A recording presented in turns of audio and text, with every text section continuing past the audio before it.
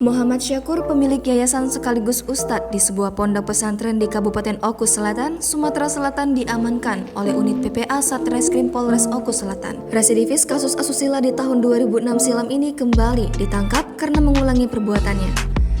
MS dilaporkan oleh SM, orang tua dari korban S 19 tahun yang diduga mengalami tindakan asusila pada 21 April 2021 lalu.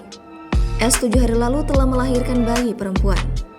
Kapolres Oku Selatan AKBP Indra Arya Yuda, Kamis 30 Desember 2021 mengungkapkan MS melakukan perbuatan asusila saat sedang sepi, saat santri dan santriwati tengah libur pulang ke rumah masing-masing.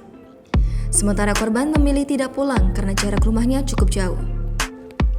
Situasi sepi itulah dimanfaatkan oleh pelaku SM melakukan tindakan ruda paksa terhadap korban. Terungkapnya kasus ini bermula adanya kecurigaan masyarakat melihat santriwati telah melahirkan tanpa ayah.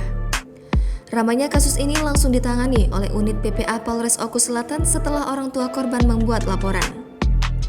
Tersangka mengaku hanya satu kali melakukan perbuatannya dengan alasan hilaf.